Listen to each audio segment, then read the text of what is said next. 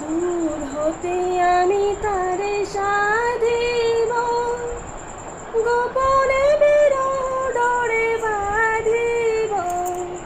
বাঁধন বিহীন সে যে বাঁধন অকারণ, মায়া বন বিহারিণী। তো শুভ নববর্ষের প্রীতি ও শুভেচ্ছা সকল বন্ধুদের।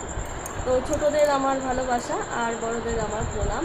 তো সকাল সকাল দেখো স্নান করে নিয়েছি আর নতুন একটা নাইটিও পরে নিয়েছি। আর দেখো পুজো দেওয়া হয়ে গেছে আমার। এই যে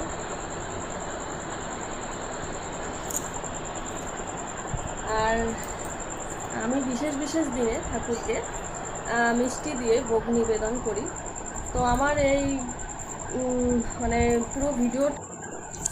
তো দেখো পুজো টুজো দিয়ে আবার নাইটিটা চেঞ্জ করে নিয়েছি, কারণ নাইটিটা নিচে কাটা হয়নি, তো তো ঝুলছে দিচ্ছে, ঝুলটা এতটাই বড়। তো আমি আবার এই নাইটিটা পরে নিয়েছি, মানে চেঞ্জ করে নিয়েছি। আর রান্নাঘরে তার আগে এসে সব কিন্তু রেডি করেছি, সেইটার ভিডিও আমি করতে পারিনি। তো চলো দেখাই কতটা কি রেডি করেছি, চলো। আর আজকে কি রান্না হচ্ছে সেটাও দেখাচ্ছি।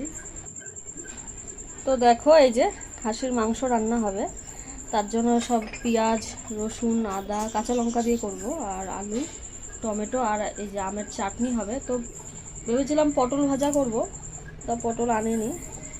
আর এই মাংসতে একটু পেঁপে কেটে দেব, এটা দিলে নাকি মাংসতে পেঁপে দিলে নাকি সেদ্ধ হয় ভালো। তো মাংসর জন্য দেখো আলুটা ভেজে নিচ্ছি প্রথমে। তো এর মধ্যে খালি লবণই দিয়েছি, হলুদ দিইনি। আর এই যে মাংসটা পেঁয়াজ আর লবণ হলুদ দিয়ে মেখে রেখেছিলাম, আর ওই তেলের মধ্যে জিরে আর এই শুকনো লঙ্কা ফোড়ন দিলাম। আমি মাংসটা আমার বাবার মতো, মানে আমার বাবাকে যেভাবে রান্না করতে দেখেছি ছোটোবেলার থেকে, তো সেইভাবেই রান্না করছি। কারণ আমার বাবার থেকেই মাংস রান্না করা দেখেছি, কারণ আমার মা কোনো দিন মাংস রান্না করেনি। যারা যারা আমার আগের ভিডিও দেখেছো তারা অবশ্যই জানো যে আমার মা মাংস কোনো দিন রান্নাও করেনি আর খায়ও নি। তো দেখো পেঁয়াজটা ভাজা হয়ে গেল, তো ম্যারিনেট করা মাংসটা এর মধ্যে দিয়ে দিলাম কড়াইয়ের মধ্যে। আর ম্যারিনেট করার সময় আমি কিন্তু তেল দিইনি, কারণ খাসির মাংসর থেকে এমনি তেল বেরোবে। আর এর মধ্যে রসুন, আদা আর কাঁচা লঙ্কা বাটা আছে। তো আমি এর মধ্যে মানে শুকনো লঙ্কা ইউজ করব না, কারণ একটু ঝাল কম দেবো। আর টমেটো দিয়ে দিয়েছি, সেটা দেখাতে পারিনি। আর এই জিরের গুঁড়ো ভিজিয়ে রেখেছিলাম, আর একটু হলুদও এর মধ্যে দিয়ে দিলাম। আর এই যে ভাজা আলুটাও সেটাও দিয়ে দিলাম। তো খাসির মাংস একটু কষিয়ে রান্না করলেই ভালো হবে। আর দেখো পেঁপে দুটো দিয়ে দিলাম। পেঁপে দুটো কি এখন দেওয়ার নিয়ম আমি ঠিক জানি না, যদি কেউ জেনে থাকো তো আমাকে অবশ্যই কমেন্ট করে বলে দিও। তো অনেকক্ষণ কষানো হয়ে গেছে, এরপরে আমি গরম জল করেছি ইন্ডাকশানে, সেই গরম জলটা দিয়ে দেবো। এই যে একটু ভেবেছিলাম ঝোল ঝোল করব, কিন্তু পরে দেখা গেল ঝোল ঝোল হয়নি।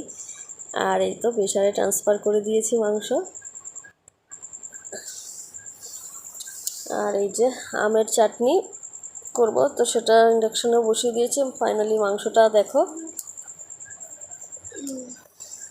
মানে শুকনো লঙ্কা দিইনি তো তাই জন্য কালারটা। এই যে খেতে বসে পড়েছি, চলো দেখাই কি কি আছে আজকের মেনুতে। পয়লা বৈশাখ স্পেশাল কি রান্না করেছি চলো। এই তো ভাত বেড়ে নিয়েছি, ভাত, তার সাথে শসা আর মিষ্টি, দই, আর এই যে চাটনি, আর এই যে মাংসটা দেখো কেমন যেন, আমি একটু চেয়েছিলাম পাতলা ঝোল, কিন্তু আসলে তেলটা চর্বিটা এর মধ্যে দেওয়াটা উচিত হয়নি, পরে দিলে ভালো হতো, তাহলে ঝোলটা এরকম হতো না। আর মাংসটা দেখো কতটা নরম হয়েছে, তবে মাংসে একটু লবণ কম হয়েছে। আমার বর এটাই বললো যে লবণ হয়নি, এই জন্য ভালো লাগছে না। আমার ভালো লেগেছে, কারণ আমি লবণ কম খাই। আর এই সময় ছেলে এসছিল, ছেলেকে বললাম একটু ভিডিও করে দে। ছেলে খাবে না, ছেলে এমনি দই দিয়ে আলু সেদ্ধ দিয়ে ভাত খেয়েছে, কারণ ওর তো আজকে মাছমুখী, তো আজকে ও কালীবাড়িতে খাবে। মাছ না খেয়ে কিন্তু মাংস খেতে পারবে না। তো ওর জন্য আমি রেখে দেবো রাতের জন্য।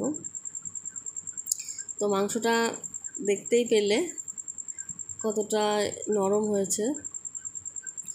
তবে আমি মাংস দিয়ে বেশি ভাত খেতে পারি না, আমি লেবু লাগবে, সেটাই ওর বাবাকে বলছিলাম যে তুমি লেবু এনেছো কি না। তো লেবু ছাড়া আমি এক মুহূর্ত মানে ভাত খেতেই পারি না, মাংস আমার লেবু হবে তো ভালো খাবো।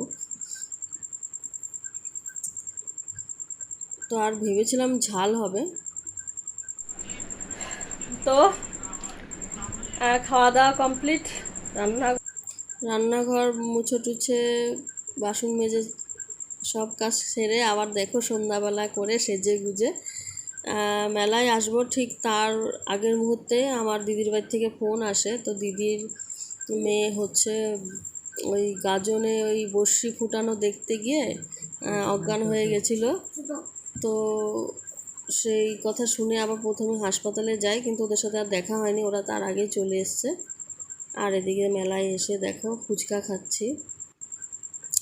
তো এটা আমার বাপের বাড়ির পাড়াতে এই মেলাটা হচ্ছে। তো আসার পথে এই মেলায় ঢুকেছিলাম, আর এখান থেকে নিমকি নিলাম, অল্পই নিলাম, জিলাপি নিলাম, আর এই যে ঠাকুমার হাত থেকে পাঁপড় ভাজা। তো ভিডিওটা কেমন লাগলো